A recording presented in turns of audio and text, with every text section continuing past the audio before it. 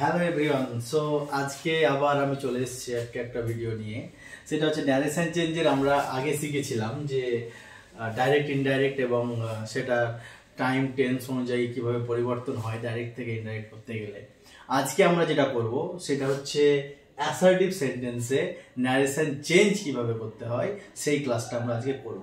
ঠিক আছে, তাহলে আজকে আমরা শিখব যে অ্যাসার্টিভ সেন্টেন্স যদি দেওয়া থাকে রিপোর্টেড স্পিচটা, তাহলে সেটার কিভাবে আমরা ন্যারেশন চেঞ্জ করব সেটা আমরা কিন্তু আজকে জানব। তো আজকের টপিক হচ্ছে অ্যাসার্টিভ সেন্টেন্সে। তো প্রথম কাজ হচ্ছে যে আমাদের অ্যাসার্টিভ সেন্টেন্সটা কি সেটা আমরা কিন্তু একটু সংক্ষেপে বলে দিচ্ছি। অ্যাসার্টিভ সেন্টেন্স হচ্ছে বিবৃতিমূলক বাক্য, অর্থাৎ বর্ণনামূলক বাক্য। অ্যাসার্টিভ সেন্টেন্সটা হচ্ছে বর্ণনামূলক বাক্য বা বিবৃতিমূলক বাক্য। তাহলে সেটা কেমন হতে পারে যে অ্যাসার্টিভ সেন্টেন্স দু রকম, অ্যাফার্মেটিভ হতে পারে, নেগেটিভ হতে পারে, হ্যাঁ বাচক হতে পারে, আবার না বাচক হতে পারে। ঠিক আছে, অ্যাসার্টিভ সেন্টেন্স আমরা দুই রকম হতে পারে। একটা হচ্ছে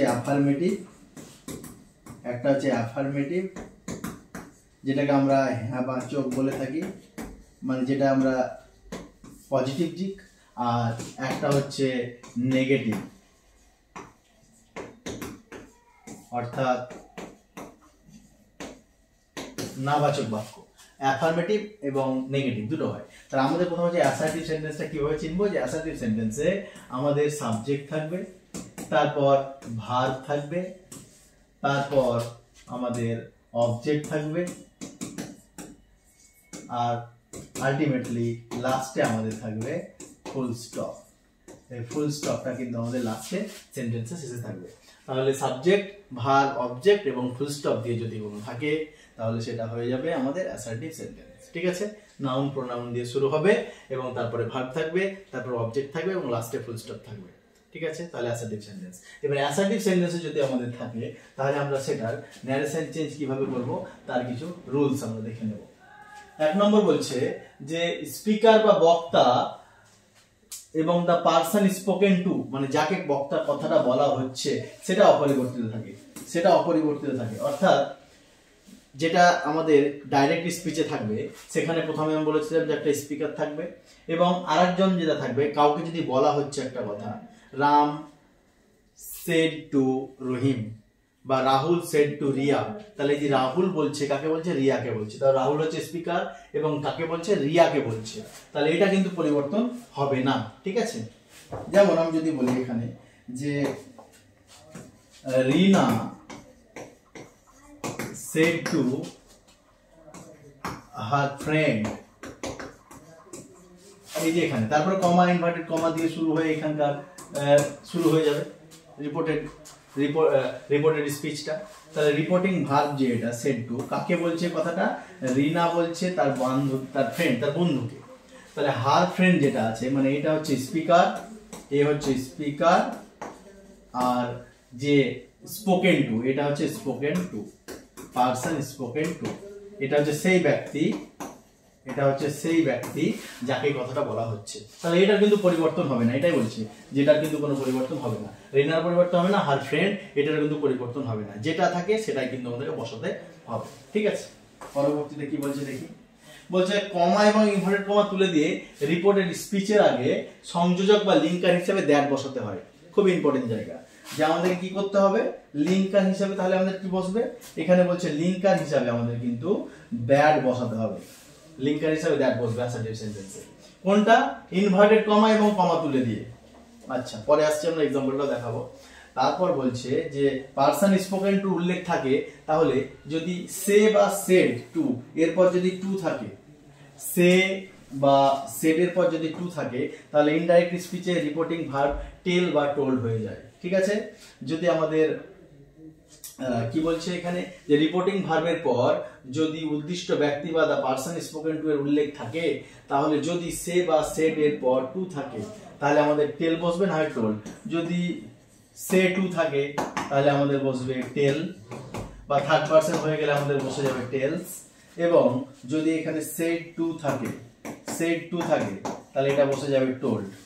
ঠিক আছে, এটাই বললো যে সেড এর পর টু থাকলে টোল্ড বসবে, না হয় প্রেজেন্টে কি বসবে, টেল বসবে। ঠিক আছে, পরবর্তীতে এক্সাম্পলে গেলে আমরা ক্লিয়ার হয়ে যাবে।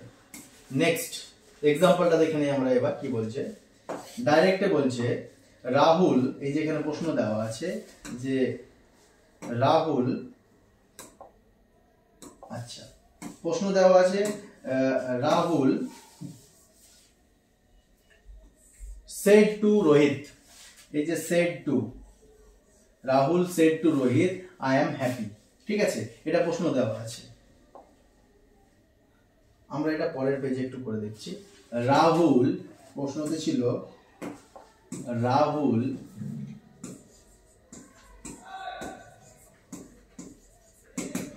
said to Rohit, comma inverted comma I am busy, এটা আমাদের দেওয়া আছে। এবং আমাদেরকে এটা প্রশ্নতে কি বলবে, প্রশ্নতে আমাদেরকে বলবে যে চেঞ্জ ইনটু ইনডাইরেক্ট স্পিচ, এটা প্রশ্নতে বলবে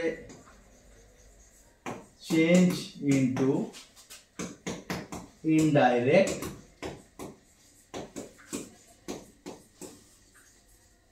স্পিচ, এটা আমাদের কিন্তু প্রশ্নতে বলা থাকবে, ঠিক আছে।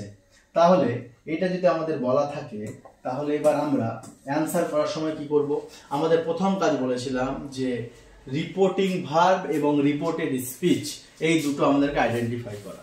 তাহলে রিপোর্টিং ভার্ব কোনটা, said, said to reporting verb, যেহেতু দুজনকে বলা হচ্ছে তার জন্য টু দিয়ে যুক্ত আছে দুটো। আর এটা হচ্ছে রিপোর্টেড স্পিচ, আর এটা হচ্ছে রিপোর্টিং ভার্ব। তাহলে রিপোর্টিং ভার্ব যেটা দেওয়া আছে সেটা কিন্তু আমাদের পাস্ট টেন্সে দেওয়া আছে, যেহেতু আমরা সে বলেছিলাম প্রেজেন্টে এবং এটার পাস্ট হচ্ছে সেড, যেহেতু এটা পাস্টে আছে। আর রিপোর্ট, তাহলে টেন্স চিনে গেলাম যে আমরা পাস্ট টেন্সে আছে রিপোর্টিং ভার্ব। এবং রিপোর্টেড স্পিচ, এটা হচ্ছে সাবজেক্ট এবং ভার্ব বসেছে, অবজেক্ট বসেছে এবং তারপরে হচ্ছে ফুল স্টপ। তাহলে এটা কোন সেন্টেন্স আছে, অ্যাসার্টিভ সেন্টেন্স। তাহলে অ্যাসার্টিভ সেন্টেন্সের আমাদের ফর্মুলা কিন্তু এটা একদম উত্তরটা করতে হবে। তাহলে কিভাবে করব, প্রথম কাজ বলেছিলাম সেড টু থাকলে টোল্ড বসবে, সেজ টু থাকলে টেলস বা টেল, আর সেড টুর বদলে হবে টোল্ড। তাহলে রাহুল যেটা আছে সেটা লিখে দিলাম, রাহুল সেড টুর বদলে বসিয়ে দিলাম আমরা টোল্ড, হলো। তারপর রোহিত, এটার কোনো পরিবর্তন হবে না, এটা হচ্ছে স্পিকার আর এটা হচ্ছে পারসন স্পোকেন টু, যাকে বলা হচ্ছে। তাহলে কাকে বলা হচ্ছে, রোহিতকে বলা হচ্ছে, তাহলে এটার কোনো পরিবর্তন হলো না। কমা ইনভার্টেড কমা তুলে অ্যাসার্টিভ সেন্টেন্সে দ্যাট বসে, লিঙ্কার হিসাবে দ্যাট বসে। তাহলে আমরা এখানে দ্যাট বসিয়ে দেব, দ্যাট বসিয়ে দিলাম, এখানে দ্যাট বসানো হলো। তারপর এবার আমরা দেখব এইটাকে আমাদের কিন্তু চেঞ্জ করতে হবে। মনে রাখতে হবে যদি রিপোর্টিং ভার্ব, খুব ইম্পর্টেন্ট কথা, রিপোর্টিং ভার্ব যদি পাস্ট টেন্সে থাকে, রিপোর্টিং ভার্ব যদি পাস্ট টেন্সে থাকে তাহলে কিন্তু টেন্সের পরিবর্তন করতে হবে, এটা নিয়ম। টেন্সে আমরা পরবর্তীতে আসছি। রিপোর্টিং ভার্ব যদি পাস্ট টেন্সে থাকে তাহলে টেন্সের পরিবর্তন হবে, ঠিক আছে। কি রকম পরিবর্তন হবে বলছি, আগে দেখে নিন এখানে কি প্রোনাউন আছে, আই আছে। আর একটা কথা, যদি আই বা উই থাকে, আই অথবা উই যদি থাকে, কোনো রিপোর্টেড স্পিচে যদি আই বা উই থাকে তাহলে সেটা সব সময় যে দুটো সাবজেক্ট দেওয়া থাকবে, স্পিকার এবং স্পোকেন টু পারসন, সেটা ফার্স্ট জনকে বোঝাবে, প্রথম জন যে থাকবে তাকে বোঝাবে। আই এবং উই থাকলে প্রথম জনকে বোঝাবে এবং বাকি যা থাকবে সেটা সেকেন্ড জনকে বোঝাবে। অর্থাৎ এখানে প্রথম জন কোনটা, রাহুল, আর দ্বিতীয় জন হচ্ছে রোহিত, ঠিক আছে। তাহলে এখানে প্রথম জন কোনটা, আই বলতে কাকে বোঝানো হচ্ছে, রাহুলকে বোঝানো হচ্ছে। রাহুল যেহেতু ছেলে তার জন্য প্রোনাউন চেঞ্জ হয়ে কি হয়ে যাবে, হি হয়ে যাবে। আই থাকে আমি বলতে তাকে, সে, আমি বলতে সে, আই, তাহলে এখানে রাহুল, তাহলে হয়ে গেল হি। যদি এটা মেয়ে হতো তাহলে সেক্ষেত্রে হয়ে যেত সি, তাহলে হি বসিয়ে দিলাম। এবার এখানে দেখি আমাদের অ্যাম, তাহলে অ্যাম ইজ আর থাকলে বলেছিলাম টেন্সের চেঞ্জ করতে হয়। তাহলে অ্যাম ইজ আর যদি থাকে, অর্থাৎ প্রেজেন্ট টেন্স যদি থাকে, অ্যাম ইজ আরটা এখানে সিম্পল প্রেজেন্ট টেন্স, তাহলে এটা হয়ে যায়, এটা হলো প্রেজেন্ট টেন্স মানে সিম্পল প্রেজেন্ট, তাহলে এটা চেঞ্জ হয়ে যায়, আমাদের হবে সিম্পল পাস্ট। কোন টেন্স হয়ে যাবে, সিম্পল পাস্ট। তাহলে অ্যাম ইজ আরটা কি হয়ে যাবে, ওয়াজ না হয় ওয়্যার, ওয়াজ না হয় ওয়্যার হয়ে যাবে। তাহলে এখানে আমরা কি বসাবো, এম এর জায়গায় হি এর সঙ্গে এটা সাবজেক্ট এখানকার, তাহলে সাবজেক্ট অনুযায়ী আমাকে কি বসাতে হবে, ভার্ব বসাতে হবে। তাহলে হি এর সঙ্গে কি হয়ে যায়, ওয়াজ, তাহলে হয়ে গেল হি ওয়াজ। এবার বাকি কি পড়ে আছে, বিজি, আমরা বিজিটা বসিয়ে দিয়ে লাস্টে ফুল স্টপ বসিয়ে দিলাম। নিয়ম হচ্ছে এটা যে সেন্টেন্সে থাক না কেন আমাকে নিয়ে আসতে হবে অ্যাসার্টিভ সেন্টেন্সে। ঠিক আছে, তাহলে আমরা প্রথম কাজ এবার যদি আমরা এটা দেখি তাহলে আমরা এটাই বলবো যে প্রথম কাজ হচ্ছে রিপোর্টিং ভার্বটা খুঁজে বের করা। রিপোর্টিং ভার্ব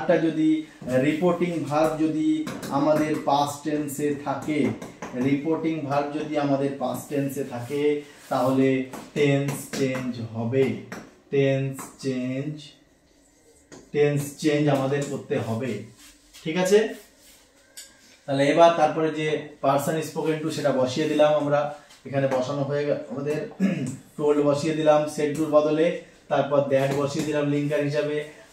আই উই বলতে প্রথম জন রাহুলকে বোঝাচ্ছে, তার জন্য হি বসিয়ে দিলাম।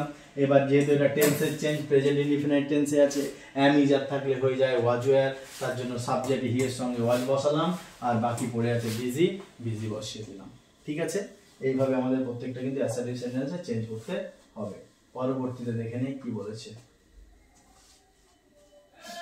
আচ্ছা, তাহলে এটা যদি হয় তাহলে এইভাবে কিন্তু আমাদের অ্যাসার্টিভ সেন্টেন্সে, তাহলে প্রথম কাজ কি বললাম যে অ্যাসার্টিভ সেন্টেন্সে দেখতে হবে যে সেন্টেন্সটা অ্যাসার্টিভ সেন্টেন্স কিনা। অ্যাসার্টিভ সেন্টেন্স যদি হয়ে যায় তাহলে বললাম যে আমরা কি করব, যদি আমাদের সে থাকে তাহলে সেই বসে যাবে, যদি সেজ থাকে তাহলে সেটা সেজ বসে যাবে, যদি আমাদের সে টু থাকে তাহলে সেটা হয়ে যাবে টেল, যদি আমাদের সেজ টু থাকে তাহলে সেটা হয়ে যাবে টেলস। ঠিক আছে, আবার এটা প্রেজেন্টে কিন্তু, ঠিক আছে, এটা প্রেজেন্টে হয়ে গেল। এবার যদি আমি এটাকে পাস্টে বলি, তাহলে যদি আমরা এটাকে পাস্টে বলি তাহলে যদি সেড থাকে শুধুমাত্র তাহলে বসে যাবে সেড, যদি আমাদের সেড টু থাকে তাহলে হয়ে যাবে টোল্ড। ঠিক আছে, তাহলে আর এই সেড টু এবং সেজ টু কখন থাকবে? সেড টু যখন এখানে যে দুটো একটা পার্সন থাকবে এবং পার্সন স্পোকেন টু, যার সঙ্গে কথা বলছে।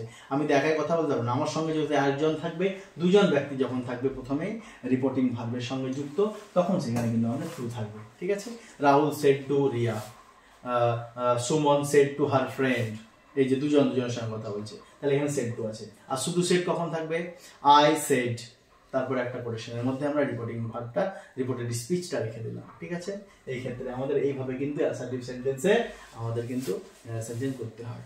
এর পরের ভিডিওতে এবার আমরা টেন্স অনুযায়ী কিভাবে চেঞ্জ হয়, একটা তো বললাম যে অ্যামিজারটা ওয়াজওয়ার হয়ে যায়, এবং বাকি আরো টেন্স যতগুলো আছে কোনগুলো পরিবর্তন হয় সেগুলো আমরা পরের ভিডিওতে দেখব। ঠিক আছে, যদি ভালো লেগে থাকে তো অবশ্যই লাইক দেবেন এবং কমেন্ট করবেন কোন ভিডিও আপনাদের গ্রামারের কোন টপিকের ভিডিও প্রয়োজন, তাহলে আমি সেই মোতাবেক কিন্তু আমি ভিডিওগুলো করব। ঠিক আছে, থ্যাংক ইউ।